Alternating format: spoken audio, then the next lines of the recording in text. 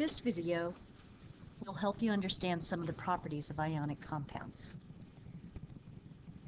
Now, ionic compounds consist of a metal and a nonmetal. And they're the formulas that you've been writing. A most common ionic compound is sodium chloride, table salt.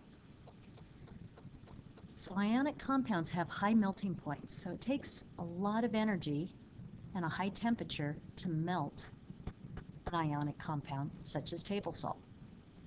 So sodium chloride has a high melting point. It's 801 degrees Celsius.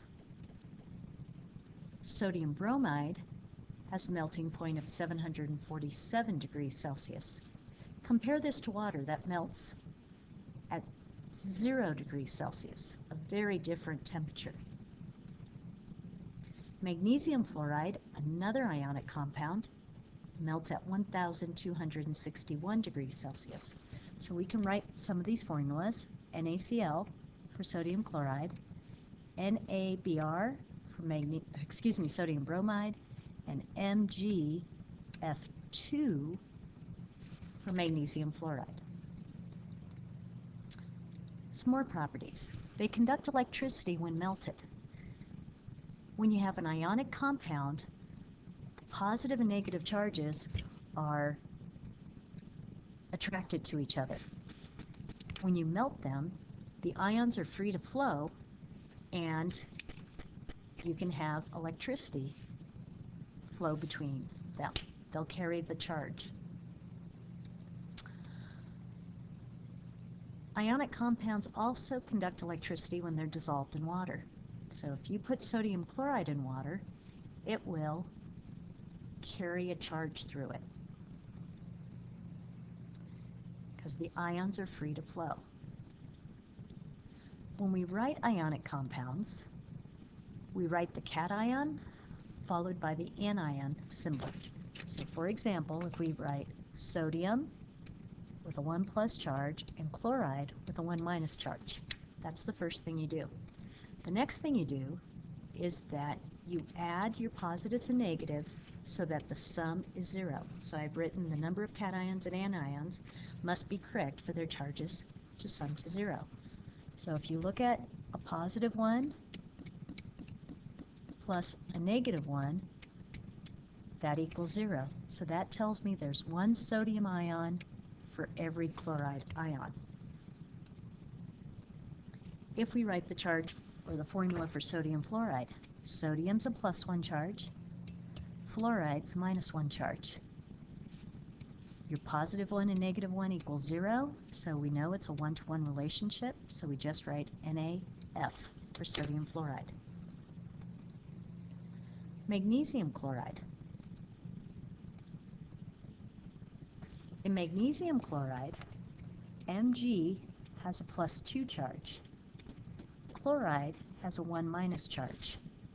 I need 2 chloride ions to add to the +2 so that all the oxidation states, that's what these charges are called, so they equal 0. So if we take a +2 from the magnesium plus 2 times -1 from the chlorines, so I'm just writing a little bit of algebra, that should equal 0.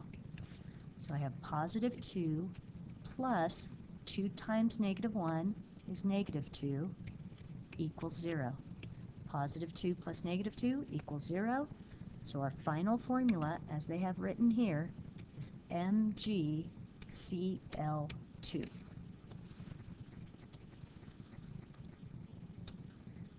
So we'll be practicing more of these formulas. Let's do a couple more. Let's say you have aluminum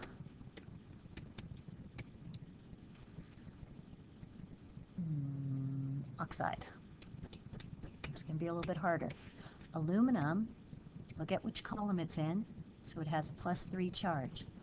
Oxygen's in group 16, it has a -2 charge. So we need all those numbers to equal 0. Now there's a trick called the crisscross rule. If I make that +3 the subscript on the oxygen, and I can make the the 2, the subscript on the aluminum. Look at the algebra.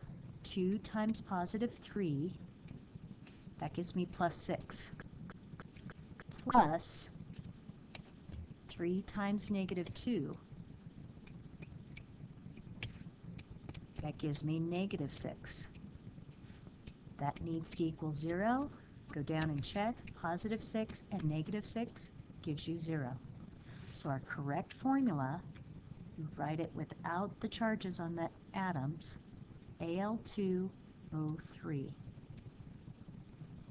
And we'll be doing more of this in class.